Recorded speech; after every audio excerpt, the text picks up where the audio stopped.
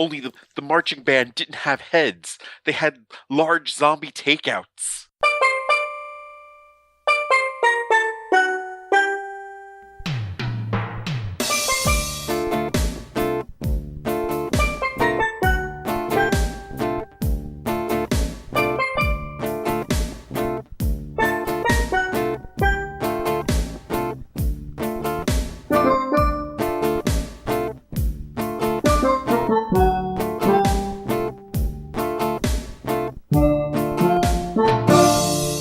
What's up? Welcome to episode 281 of Zombie Takeout. The B-Movie and Cult Movie Podcast. I'm Uncle John. And I'm Scotto.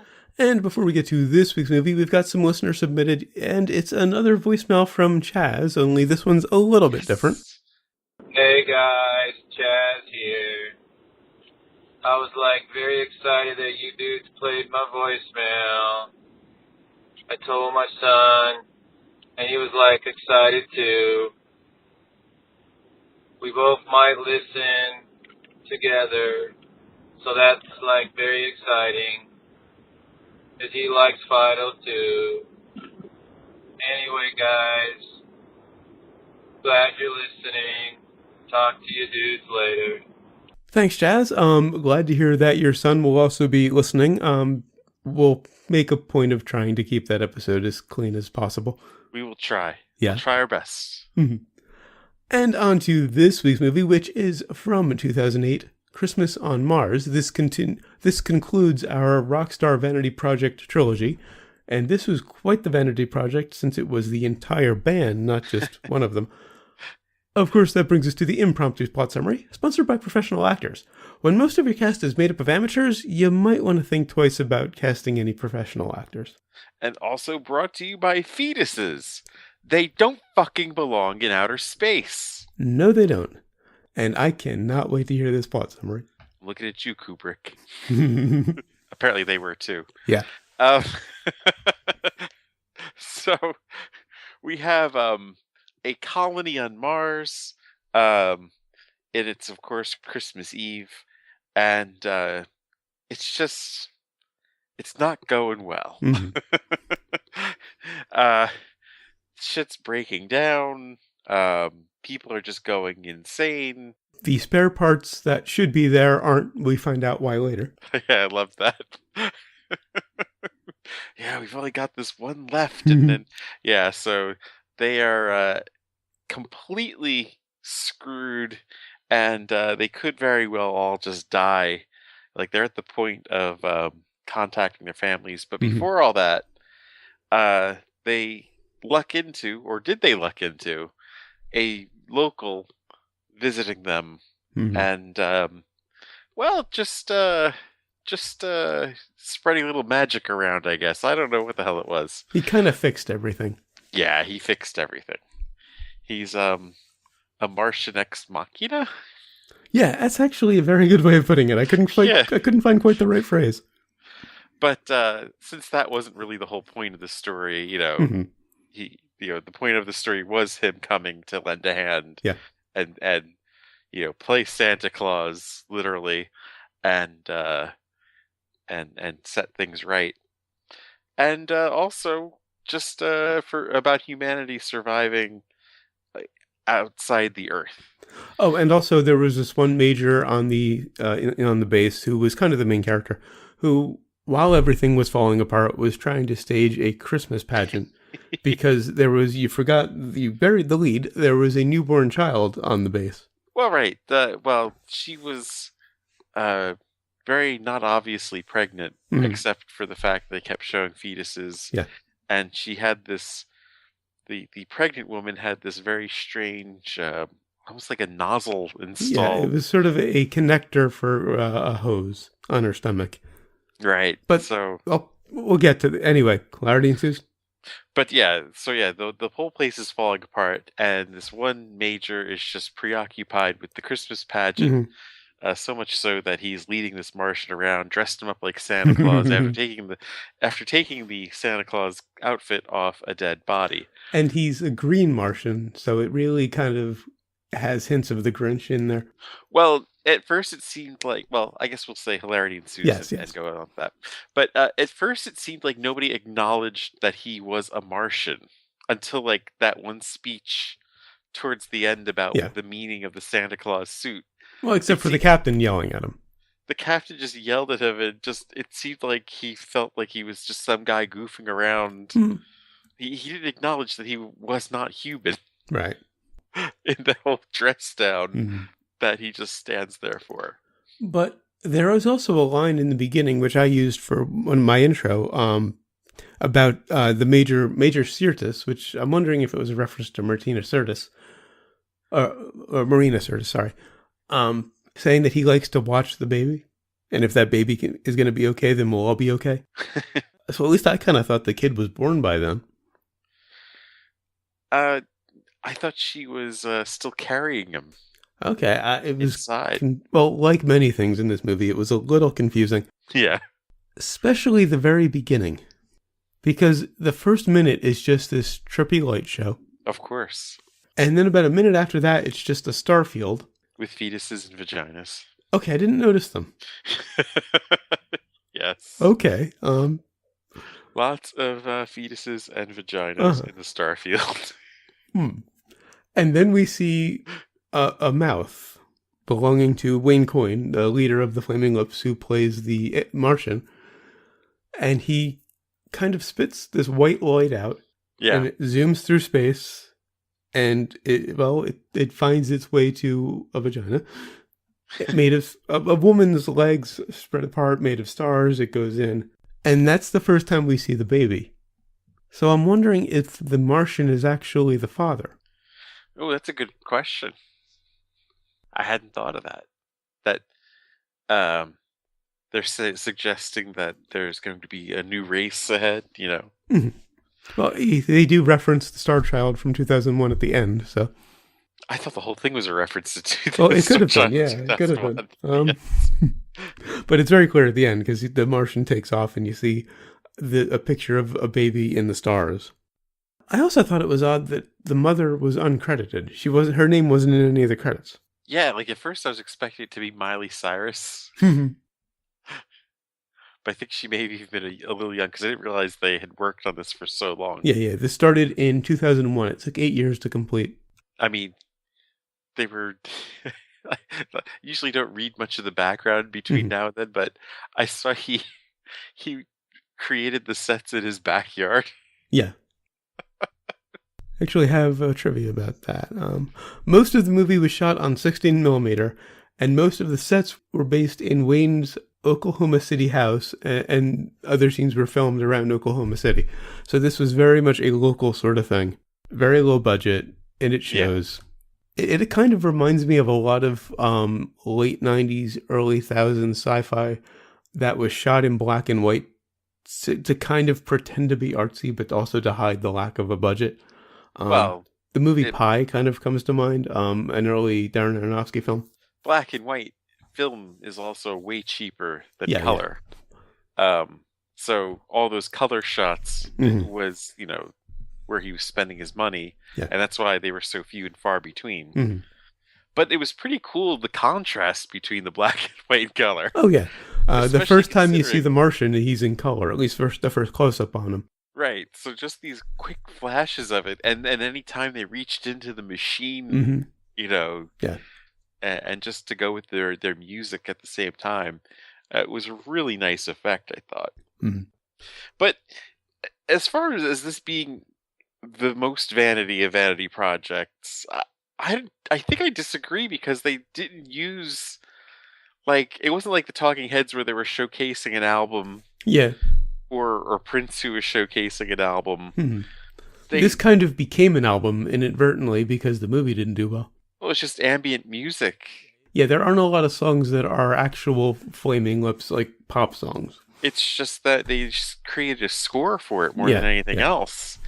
And they was fine with that. Yeah, I was referencing more the fact that it was written and directed by Coyne, and he got his band to play most of the characters. And for musicians, they're actually decent actors. They had the common sense for Coyne not to act really. Yeah, he doesn't say a word. which was Exactly. nice. Yeah, I think that was brilliant, Mhm. actually. And the rest of the band, they're okay until the real actors show up. Fred Armisen and Adam Goldberg have small roles. And I never really thought of Fred Armisen as a particularly good actor. I think of him more as a comedian. But compared to the band members, he was brilliant in this. Of course, the band aren't professional actors, but Mm. Steve, the guy that played Major Sturgis, I think was it Steven Drozd or Druzd? Yeah, he's sort of a multi-instrumentalist in the band and a songwriter, if I recall correctly. I mean, I had thought he was the guy from Game of Thrones. The man has a name. Oh, yeah, okay. Looks a bit like him, yeah. I had thought that was him at first, like just a bit younger, Mm. but I mean, Now, there's an accident in the movie that damages this one character's eye. Kind of becomes a big thing, but I couldn't figure out what actually was the accident. we're forgetting. Well, we're forgetting two cast members. Obviously, Adam Goldberg is. Yeah, I mentioned them briefly. Yeah, the basis psychologist, basically. But I did not realize this was him, though. This other guy, Stephen Burns. Yes, best known as the guy from Blue's Clues. Only the Flaming Lips. Mhm. If you're hiring three professional actors, would get Armisen, the Hebrew Hammer, and the guy from Blue's Clues. Yes. From what I understand, they're actually friends of the band. That's why they're in the movie. They weren't hired. That makes sense. Because let's be honest, this is just them putting something together. Also, Elijah Wood and Isaac Brock recorded cameos, but they didn't make the final cut. Yeah, why would you include Elijah Wood, the star of Lord of the Rings? And what I'm wondering is, what didn't make the final cut in this? I have to say, I loved the Star Wars reference. One character literally says, "I've got a bad feeling about this." Yes. And he says it about 5 times. Don't you have a bad feeling about this? Yeah, it was fucking hilarious. Come on, what's not to have a bad feeling about? And then there are also just weird moments, like you see these two crewmen walking together down a hallway, and one of them is carried basically a giant breast. Oh boy. And it's not like a plot point. It's not like the marching band, which we'll get to. It's just this quick little cutaway shot, which kind of fits. I mean, I'm not a huge Flaming Lips fan, like I said last week, but from what I know about them and of their reputation, it really does fit them. Just to have this random weird shot. Yeah, the whole movie is pretty much, it fits with their whole artistic style. Now, it's about a half hour before as he's called on IMDb, the alien super genius shows up. And I kind of felt like that first half hour dragged a bit. Well, there's definitely what the fuck is going on here? That they were left in the dark. Yeah. But, I mean, maybe it's the lack of acting ability for most of the cast, but it just kind of doesn't fit together just right. It also seems to be a trend I've noticed where, like, the main event in a movie, the catalyst, happens or shows up about a half hour, and I've been noticing that. And I think that's something when the movie's only an hour 20. It just seems like we talk about that a lot, where, like, the first half hour was just kind of set up before the main event happens. Yeah, where after that you've only got 45 minutes left of actual action. And the circumstances under which the aliens show up were interesting, because you have this one crewman who was supposed to play Santa Claus in this pageant. He goes insane and runs out a hatch and into the Martian environment. And he opens up this hatch with two guys standing inside without EV suits, like 10 feet away from him. There's no decompression. Those two guys are fine. He runs out, into the open air, so to speak, and of course suffocates to death because it's Mars. Why didn't it affect anything inside? And I know I'm nitpicking the science in this movie, which I shouldn't, but that one bit was a little egregious. And honestly, what's weird about it is they're more realistic about the guy dying out in space, because how many things have we seen where someone, oh, I'm like, of course Sharknado doesn't count, No, of course. but serious movies Mhm. have done that where people have gone into space and have somehow survived without a suit for as long as he was out there Yeah. and died. Well, Yet you're from what right I though. understand, you can make it for about 30 seconds. If you can get back into, an atmosphere within 30 seconds, you're not going to be healthy, but you'll be alive. Yeah, because what does that do to like the internal organs to Mhm. just be in a vacuum Yeah. like that with that much force? It'll hurt you, but you'll live if you can get within an atmosphere again within like 30 seconds. I mean, I guess it's no different than being on the inside, you know. Mhm. Okay, so the one crewman who ran out in the Santa suit, he did so because he kept hearing a crying child, and when he would look outside the portal of the base, he would see it sitting there on the Martian surface, and then he would see it trampled by a marching band that had vaginas for heads.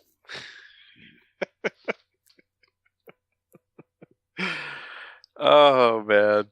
Only Wayne Coyne. Yeah, only way. Oh, forgot to mention there was another moment. I don't know if you caught this before they mentioned the marching band. When Sirtis was talking to the Martian, and he took him into this one area of the ship, and then this spacesuit shows up out of nowhere, carrying a baby.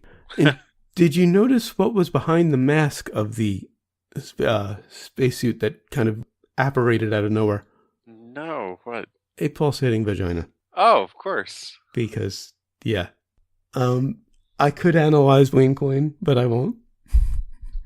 Yeah, there were, like I said, there were fetuses and or is it feti or fetuses? I'm not sure. It depends if Yeah. it's Roman or Greek, and I don't know offhand. Just strewn throughout the movie. Mm-hmm. And it actually got weirder once the Martian showed up, which I didn't think was possible. Well, I think what's weird about it is that he's weird, but he doesn't say anything. Mm. The fact that he's just standing there and he's emotionless Yeah. throughout all this, no Doesn't matter even what act in happens the to him. slightest. Yeah, I mean, despite him getting dressed down by the chief, or deciding to save the entire colony, which he needs to do his homework because the last time someone lent a hand to white people when they went to another place, it didn't end very well. Right. In addition to the movie being weird, the opening night was also kind of odd. By October 2007, the film was in the final editing stages, and the band was also transferring it to HD and adding in-depth special effects. On September 12th, 2008, the film made its New York City debut at 7 a.m. within the KGB complex, a former Ukrainian socialist social club on the Lower East Side. Okay. That's where it premiered. Huh. I didn't know this actually had a theatrical release at all, honestly. Well, theatrical is a little bit of an exaggeration. It was actually originally planned to be released to rock venues because Coyne wanted the big sound system and the snow machine and all of that. And he was hoping that people could watch the movie while they drank beer and smoked cigarettes and had a good time, as he put it. I can see that. Mm-hmm. I don't do either at the moment, but I definitely think a bit of intoxication could help. Oh, definitely. I mean, this movie was made for tripping. Yeah. So now we get to the end. We find out that the Martian has fixed everything that was going wrong with the ship. And Sirtis has this little monologue where he says that he stashed the Santa suit to basically cheer people up, while they're there. And he stashed it in a compartment that was meant for spare parts. And he also stashed some Christmas lights there. And so he was at fault for risking the crew's life. Well, after they had the whole speech about, we've only got this one left and it's not working and it's not fixed. And he just, he completely unrelated. He talks about, well, I cleared the room out of some spare parts. Yeah, how many capacitors do we really need? Yeah, yeah.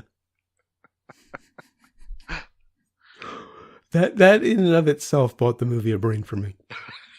It's pretty funny. It's just so casual. Like, how many do we really need anyway? Mm.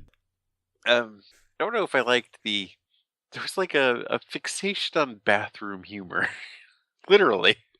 Yeah, yeah. A couple of Throughout the shots movie. of a toilet that had been just completely obliterated. Well, and then there was like one of the signs was healthy toilet, Hmm. and just this fixation with shit. I'm not sure why. Um, you Well, kind of understand the fixation on vaginas and yeah. fetuses. I think I they mean, were maybe just going for pure shock value. I don't know. I mean, for something this crazy and weird, they did have quite a unified theme to the movie about That's true. humanity Yeah. and being able to, do we Mhm. need the earth or not? Right. And I guess shitting is just a part of that. Possibly, yeah. It was just another touchstone of humanity. Yeah. On to sequels and remakes, On a sequels and remakes. which, well, they haven't, and Could you see a big budget version of this? How insane that would be. oh god, wow, Just that get would be coined to interesting. reprise the role and Yeah, not yeah. say or do anything. Well, yeah, but he has to reprise the role, recast everything else. I mean, the band were okay; they were passable, but yeah, recast it with good actors. We'll get the Game of Thrones guy. Yeah, um, The Martian has a name. yeah. But where would it actually play? Because Uh, this is a movie.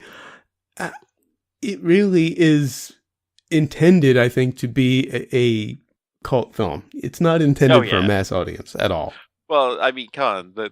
The Santa Claus conquers the Martians Yeah. reference was in there kind of Uh-huh. too, and Yeah. with But just wall to wall 2001. mhm. But this was intended for the fans. It wasn't intended for a mass audience. And I think anybody who can appreciate the weirdness. It's obviously also just a love letter to Kubrick from Yeah. beginning to Very end. much so. Like, Very much so. Yeah. just the whole claustrophobia of it. Hmm.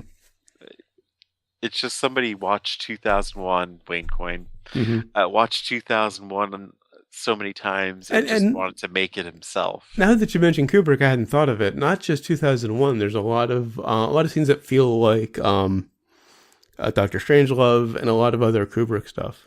Oh yeah, yeah. The chief or whatever Hmm. is definitely a Doctor Strangelove type character. And just the black and white and some of the angles, it does feel a lot like Strangelove. And there's a lot more Kubrick influence in it now that you mention it. I'm surprised I didn't think of that. What if he got the money, and actually he probably has the money now. They've done better. To do a sequel. A sequel, huh? Would it be following The Martian, or would it return to the base? Hmm. Because I don't know if you really need to return to the base. Everything seems pretty okay there. Yeah. But where does the Martian go from there? I'm kind of curious about his character. Obviously, it would be Thanksgiving on Mars. Oh yeah, 11, yeah. 11 months later, That's a good point. He comes back. There we go. and yeah, you do the whole. Of course, you're not gonna fuck us over like you did the Indians, right? And of course, the kid is now like 20, even though it's been 11 months. Because he's half Martian. Oh yeah, it's a green baby. On to brains? On the brains, man. I Tough. really wasn't sure, but I think on weirdness alone and that last twist of him, endangering the crew's life to bring a Santa suit, I'm going for. I have to recommend it. I have been. I don't know if I want to recommend it. I mean, I enjoyed the hell out of it, but I don't know. I I don't know if you can enjoy this if you're not a Flaming Lips fan or I'm just a not, and I fan enjoyed it. of the weird. Well, yeah, there we go. But yeah, I'll recommend it too for brains because it's just so strange. Mm. And it's short too. Yeah, it's like an hour 23. Like he was pretty heavy with his Mm. editing Yeah. scissors. I'm still want to see what got left on the cutting room floor. I would love to see the deleted scenes from this. This is real hard to find legally online, but the DVD is available from Amazon for like $8. I'm seriously thinking about it. Yeah. All right, so what have we learned? LSD's a hell of a drug. And I learned that life needs symbols that vibrate. A line that means a lot more with, certain things in the movie that happened later. All right, so until next time, when we'll be reviewing Intrepidos Punks. This was recommended to us by Danny Meeks. Go to zombietakeout.com, check out the album art, the episode description, of course, the episode itself, which you're already listening to. Links to find us on Facebook, Twitter, Google+, and YouTube. Links to subscribe via RSS and iTunes. Please leave us a rating and a review on iTunes. We'd really appreciate it. Also, if you enjoy the show, spread the word. Give us a little word of mouth. Of course, we appreciate all of the listeners we have, but more would be better. You'll also find the movie list, every movie we've reviewed, and every movie we're going to review. I was looking at it earlier. I think we maybe could keep going for a while after 300 in the order it is, even though it wasn't necessarily set up that way, because I don't remember where what we set up ends. I don't know, but I think the goal is to bring Fido forward. Yeah, well, that'll be in 3 weeks from now. And to push Batman and Robin. Well, yeah, if we can think of anything else to kind of put in between Fido and Batman and Robin, we will happily do so. You'll also find the request form. If you've got a movie you'd like to hear us review, please leave it on the request form. And, of course, the recommendations list. I wasn't sure until about halfway through, for me, whether I was going to recommend it. Obviously, I had no clue what you were going to do. I almost kept it off. But it would have been only by like half a brain. Mm.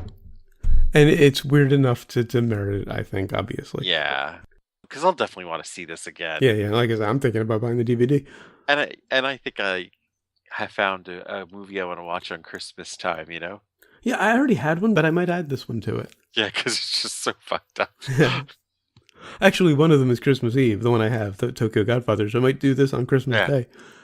You can, of course, email us, zombietakeout@gmail.com, or leave us a voicemail at 414-368-ZTO1, or for the alphanumerically challenged, you can go fuck yourself. 414-368-9861. Of course, always remember that you will always be calling from the middle of Milwaukee, and until next time, always remember, never forget, wherever you go in life, there you are. You seem kind of fucked up. Are you on something?